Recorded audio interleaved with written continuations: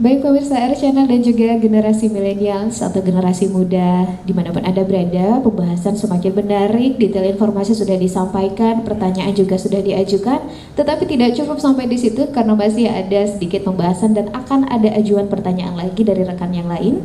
Yang paling pertama kembali akan saya tanyakan kepada Kang Pari dari KPU berkaitan dengan dalam pelaksanaan kampanye pasangan calon nih.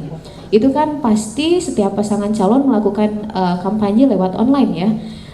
Itu bagaimana? Apakah generasi muda dalam keaktifannya bermedia sosial supaya tetap bisa di ranah yang positif supaya tidak tergerus ke informasi hoax dan lain-lain, dari KPU seperti apa? Memang betul tadi, salah satu metode kampanye di 2020 ini yang menjadi beda adalah tidak adanya kampanye dengan mengumpulkan massa dalam jumlah banyak ya. Jadi tidak ada arak-arakan dan juga pentas musik dan lain-lain sebagaimana biasanya kalau kampanye di pemilihan sebelumnya. Gitu. Sekarang semuanya dibatasi sehingga metode kampanye melalui virtual atau daring ini menjadi salah satu opsi yang harus dioptimalkan oleh seluruh pasangan calon dan tim kampanyenya, dan ini sudah berjalan, termasuk misalkan pelibatan. Kenapa pelibatan kawan-kawan milenials ini cukup penting? Karena kalau kami melihat salah satu sarana komunikasi yang dipilih oleh kawan-kawan milenials adalah di media sosial ya, apalagi pembatasan sekarang, kuliah tidak di kampus dan lain-lain, sehingga pasti media sosial yang saat ini sedang berjalan itu menjadi salah satu opsi pilihan sarana komunikasi kawan-kawan milenial, dan ini sudah dibidik sebetulnya oleh kami di KPU untuk salah satu media sosialisasi. Sehingga salah satu contoh misalkan kami bekerja sama dengan admin Karawang Info. Jadi ketika kami memposting melakukan kegiatan kemudian dinilai oleh kawan-kawan di Karawang Info, itu bisa sampai ratusan ribu viewersnya dan lain-lainnya. Pernah satu kegiatan itu sampai 300.000, bayangkan ya. Sehingga pilihan media sosial sebagai salah satu sarana komunikasi dalam sosialisasi itu menjadi keniscayaan bagi kami di KPU, termasuk pelibatan kawan-kawan milenials. Baik, ini ketika kuliah daring, sedang fokus Zoom atau Google Meet, tiba-tiba ada notifikasi, informasi dari paslon dan lain-lain, kita akan kaitkan ke Bawaslu. Apakah Bawaslu sendiri melakukan pemantauan secara online kepada konten-konten yang disediakan oleh para paslon dan dikhawatirkan itu mengandung unsur-unsur hoax? Bagaimana? Ya, tadi dibilang bahwa salah satu metode ke depan yang harusnya kampanye yang dilakukan adalah media daring. Tapi kalau dari pengawasan Bawaslu sendiri belum ada yang melakukan kampanye secara daring. Padahal dipersyaratkan itu, diutamakan itu daring gitu. Ya, tapi kebanyakan malah secara face to face yang itu yang menimbulkan turun. Walaupun nanti kelihatan ada seseorang, misalnya ada paslon yang melakukan daring, tetap aja daringnya seperti ini, orang-orang itu ngumpul lebih dari 50 sama aja, itu bukan daring ya, tempatnya dia lagi tetap aja ini gitu ya, beda-beda gitu. Ya, kalau misalnya ternyata ke depannya ada konten yang memang negatif atau konten yang dianggap pelanggaran, kemudian teman-teman milenial ingin melaporkan, itu regulasinya seperti apa? Apakah hanya cukup dengan bukti capture atau justru ada hal-hal lain yang harus diperhatikan? Nah, salah satu metode pengawasan kami dengan alat kerja adalah metode mengawasi bagaimana kampanye di daring. Itu ada item-item pengawasannya juga ya. Nah, apabila ditemukan oleh rekan-rekan milenial yang searching di media sosial dan lain sebagainya, menemukan indikasi pelanggaran, misalnya hoax, berita hoax atau negatif ya, kampanye negatif, itu bisa disampaikan ke Bawaslu ataupun baik lewat daring ataupun lewat aktual langsung gitu. Mau ada pelanggaran secara daring atau secara langsung, poin intinya dilaporkan supaya nanti bisa ditindaklanjuti oleh Bawaslu. Baik, terima kasih atas jawabannya. Berikutnya kita akan kembali mendengarkan suara milenials, pertanyaan dari generasi milenials yang hadir pada kesempatan kali ini. Saya hitung sampai dengan 3. Bercanda ding. Silakan yang sudah menyiapkan pertanyaan bisa berdiri, memperkenalkan diri, kemudian pertanyaannya apa? Assalamualaikum warahmatullahi wabarakatuh. Saya Razhar Nazihin dari IMM, Pak. Mau bertanya ke Bawaslu soal laporannya. Ini kami hanya melapor atau ada hal-hal tertentu, prosedur tertentu, mungkin bukti atau saksi untuk melapor ke Bawaslu? Terima kasih. Assalamualaikum warahmatullahi wabarakatuh.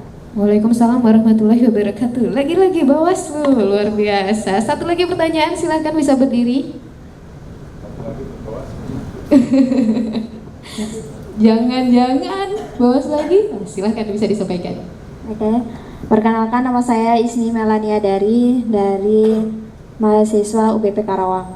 Saya ingin bertanya tentang pemaparan yang tadi, bahwa Pak Arief bilang nantinya akan menyiapkan apakah nanti Bapak akan menyiapkan 500 tempat dan cat tinta, karena Bapak tadi menerangkan bahwa nanti akan ada tempat tertentu bukan untuk bersama.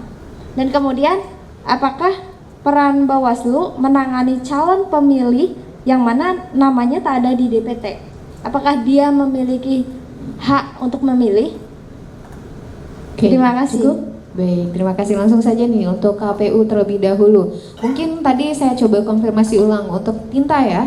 Itu di ini teh di apa sih Kang? Ditetes. Nah, ditetes. Jadi bukan ada 500 tempat untuk 500 tinta dan lain-lain, tapi ditetes sehingga nanti tidak ada kontak fisik atau sentuhan dari tangan ke tangan. Sentuhan dari tangan ke tangan dong yang keluar. Nah, itu kemudian pertanyaan yang berikutnya ini berkaitan dengan Cara melapor, bukan yang dari DTS. Oh, yang tidak terdaftar. Yang tidak terdaftar DPT. untuk apakah masih punya hak untuk memilih yang tidak terdaftar di DPT? Ya. Ya, saya tadi mencatat dari Teh Ismi ya. Ismi apa gitu. Tapi saya mencatat Teh Ismi, penandaan dengan tinta. Jadi sebetulnya bukan satu orang satu tinta ya. Jadi tinta itu misalkan dalam satu tempat. Jadi setiap pemilih yang sudah selesai mencoblos dan memasukkan surat suara ke dalam kotak, kemudian sarung tangannya dibuka, dibuang di trash bag yang sudah disediakan di area menjelang atau arah pintu keluar. Nanti di pintu keluar ada petugas yang menandakan tinta tersebut ke tangan, jadi meneteskan. Jadi pakai pipet. Jadi pipetnya dimasukkan ke tempat tinta, kemudian diteteskan ke bagian tangan salah satu pemilih tadi. Jadi kalau misalkan dengan diteteskan dengan pipet itu memang tidak ada kontak untuk satu tempat tinta dengan semua pemilih yang hadir di TPS. Jadi bukan satu pemilih satu tinta, bukan ya? Atau ada 500 tinta berbeda? Tidak seperti itu ya. Saya membayangkan meja khusus tintanya bisa berjejer kalau seperti itu ya. Kemudian pertanyaan berikutnya untuk Bawaslu, ini berkaitan dengan pelaporan. Apakah hanya melaporkan atau harus ada buktinya, harus ada saksinya? Ini kayak tindakan kriminal yang berat sekali atau bagaimana? Tentu ketika pelaporan itu harus punya bukti dan alat bukti, maka Bawaslu sendiri minimal alat bukti, 2 alat bukti ya, dan barang bukti gitu ya. Maka jangan sampai kita indikasi, oh ini melaporkan, tentu melaporkan itu harus benar-benar ini ya. Bahkan tadi ketika kajian itu walaupun ada bukti dan barang bukti itu bisa menguatkan atau tidaknya itu saat kajian. Jangan sampai tadi karena ketidaksenangan, ketidaksukaan akhirnya melaporkan aja. Kita senang ketika ada pelaporan. Nah, justru yang kita lihat itu jarang ada pelaporan. Kebanyakan proses pelaporan itu mereka merasa diintimidasi atau apa, itu bohong ya. Artinya silakan datang aja ke Bawaslu, kita pandu kok bagaimana tata cara melapor, bagaimana mengisi form dan lain sebagainya. Bahkan dalam pelindungan itu juga kita nggak bakalan disampaikan ke masyarakat bahwa siapa yang melaporkan, nggak bakalan gitu. Jadi peran serta pelapor ini sangat tinggi harusnya buat Bawaslu. Jangan sampai tadi tahu pelanggaran-pelanggaran yang ada cuma diam aja, yang ada malah saling menyerang di media sosial. Ya, kalau emang ada punya bukti dan alat bukti, sampaikan ke Bawaslu, dan Bawaslu sendiri bukan cuma melihat dari pelaporan. Ketika ada informasi itu termasuk dari informasi awal yang kita telusuri gitu. Oh ini walaupun nadanya hoax ataupun apa, kita telusuri semua. Ataupun dari WA, kalau menurut orang lain itu kaleng lah ya, istilah kalengan, ya kita telusuri gitu, investigasi dan lain sebagainya sampai ini. Karena yang beredar di media sosial itu nggak ada yang melaporkan. Itu hasilnya, artinya temuan dari Bawaslu sendiri yang investigasi sendiri dan kita selesaikan sendiri gitu. Yang ada cuma diam aja, yang ada malah saling menyerang di media sosial. Ya, kalau emang ada punya bukti dan alat bukti, sampaikan ke Bawaslu, dan Bawaslu sendiri bukan cuma melihat dari pelaporan. Ketika ada informasi itu termasuk dari informasi awal yang kita telusuri gitu. Oh ini walaupun nadanya hoax ataupun apa, kita telusuri semua. Ataupun dari WA, kalau menurut orang lain itu kaleng lah ya, istilah kalengan, ya kita telusuri gitu, investigasi dan lain sebagainya sampai ini. Karena yang beredar di media sosial itu nggak ada yang melaporkan. Itu hasilnya, artinya temuan dari Bawaslu sendiri yang investigasi sendiri dan kita selesaikan sendiri gitu. Lebih baik itu kalau ada pelapor itu lebih kuat, saya yakin gitu. Tentunya ada pelapor lebih kuat lagi ada buktinya yang bisa memang dipertanggungjawabkan. Bukan hanya sekedar sebaran informasi tanpa dikaji dulu atau tanpa didiskusikan dulu apakah itu memang betul atau tidak. Kemudian berikutnya ada satu tadi yang belum dijawab. Apabila ada pemilih yang tidak terdaftar di DPT, untuk regulasi 2020 ini memang masih memungkinkan masyarakat Karawang yang sudah wajib pilih tapi tidak terdaftar di DPT itu masih bisa datang di hari H pada saat 9 Desember, datang ke TPS sesuai domisili di mana orang tersebut tinggal. Ya. Jadi masih memungkinkan kalau misalkan ada masyarakat Karawang yang tidak terdaftar di dalam DPT tapi masih bisa mencoblos di 9 Desember. Termasuk kami pun ini sudah mendeteksi ada 45 orang masyarakat Karawang yang pada saat 9 Desember ini genap 17 tahun. Jadi ulang tahunnya di 9 Desember. Iya. Gitu dan belum terdaftar seperti itu ya. Sebetulnya sudah kami sudah dimasukkan ke dalam daftar pemilih, dan ini kita kawal supaya pada saat 9 Desember nanti pemerintah daerah bisa memfasilitasi perekaman KTP elektroniknya. Bahkan kita dorong sampai pencetakan. Jadi ibaratnya kado bagi mereka lah. Pada saat 9 Desember diberikan KTP langsung oleh pemerintah daerah. Jadi mau ulang tahun ke-17 ya dikasih kado langsung sama Kang Fahri. Langsung berikutnya saya juga terinspirasi nih Kang, pertanyaan berkaitan dengan apabila ada masyarakat Karawang yang sedang terpapar COVID-19, dia mengisolasi diri, apakah itu juga masih punya hak untuk memilih? Terus bagaimana caranya? Jadi kalau misalkan disampaikan tadi oleh Teh Siti, betul salah satu perbedaannya adalah pola penanganan pemilih pada saat 9 Desember. Jadi apapun kondisinya, sepanjang dia sudah wajib pilih, kami di panitia penyelenggara atau di jajaran penyelenggara teknis itu wajib memfasilitasi. Kalau misalkan ada pemilih di 9 Desember nanti sedang dalam karantina atau isolasi mandiri, kita di jajaran petugas nanti yang akan mendatangi, ya, tentunya dengan protokol kesehatan yang ketat. Bahkan kalau misalkan situasinya sedang karantina dan di rumah sakit khusus rujukan itu ya, rujukan COVID, kami penyelenggara itu wajib memakai standar APD yang ketat gitu, pakai hazmat dan lain-lain, dan wajib didampingi oleh tim medis dari gugus tugas. Jadi bukan hanya penyelenggara, nanti ada unsur KPU, KPPS dan PTPS, pengawas TPS, juga ada saksi dan tim medis nanti yang mendatangi rumah sakit rujukan atau tempat isolasi. Jadi tidak pemilihnya yang datang ke TPS, tapi kita yang mendatangi. Baik, selain karena itu juga menjadi bagian dari upaya KPU untuk meningkatkan angka partisipasi dan pelayanan dari KPU juga ya, supaya tidak ada golput berkaitan dengan pertanyaan yang tadi. Kemudian kita sudah banyak membahas hal-hal menarik. Ini tadi belum nanyanya ke Bawaslu juga masalah DPT ya. Oh tadi. iya, boleh Bawaslu juga menyampaikan berkaitan dengan DPT.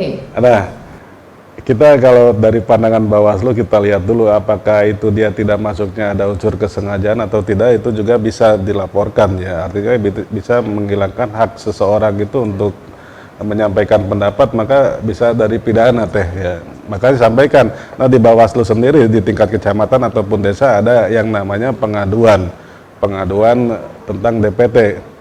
Maka ketika ada beberapa orang yang mengadukan kepada kita, kenapa kami nggak masuk DPT, ya artinya kita bantu juga kalau tidak ada unsur kesengajaan ya, terutama dari penyelenggara tersebut. Kalau emang ada unsur kesengajaan maka bisa dilaporkan ke Bawaslu, bisa jadi tindak pidana gitu.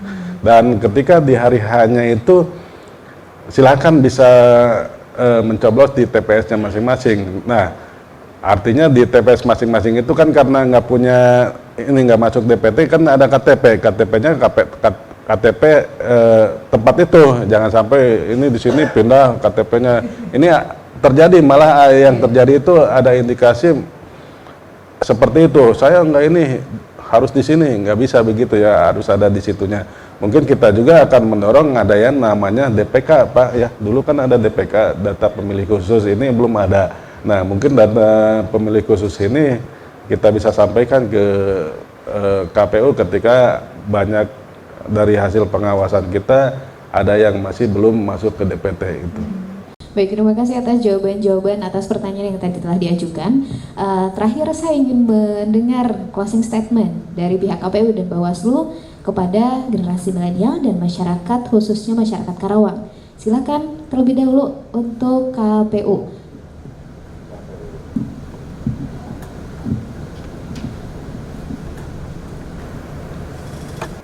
Yang menjadi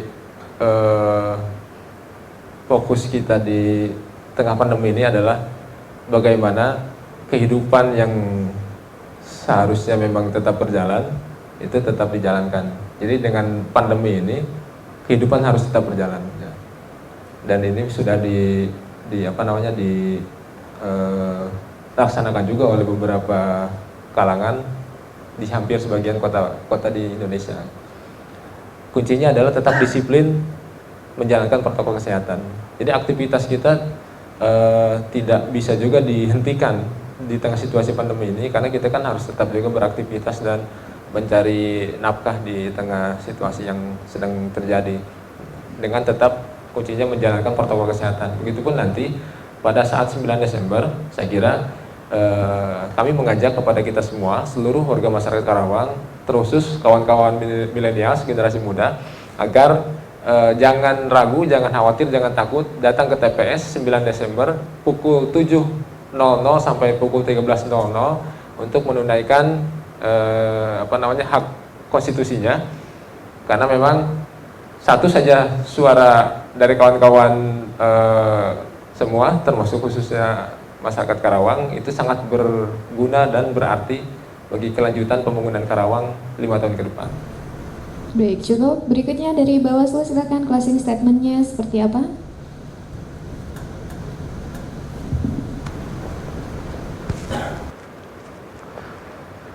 Bahwa money politik itu adalah kejahatan yang luar biasa dalam kepemiluan. Bisa menyengsarakan kita, juga menyengsarakan orang lain. Maka himbauan kami buat rekan-rekan semua masyarakat Karawang, tolak money politik untuk pilkada yang lebih baik, pilkada yang berintegritas. Dan buat rekan-rekan milenial bahwa jangan takut, jangan malu untuk melaporkan segala kecurangan ke Bawaslu.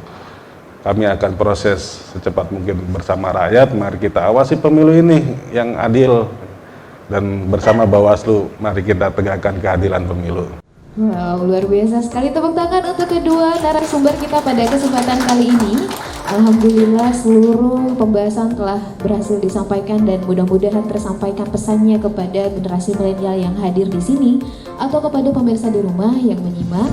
Dan kemudian saya ingin menyampaikan jangan lupa untuk melakukan pemilihan Bupati dan Wakil Bupati Karawang pada 9 Desember 2020 dengan tetap memperhatikan protokol kesehatan, tetap menggunakan masker, tetap meminimalisir kontak fisik ketika pemilu, dan juga semua rangkaian protokol kesehatan yang telah diarahkan oleh KPU dan juga Bawaslu.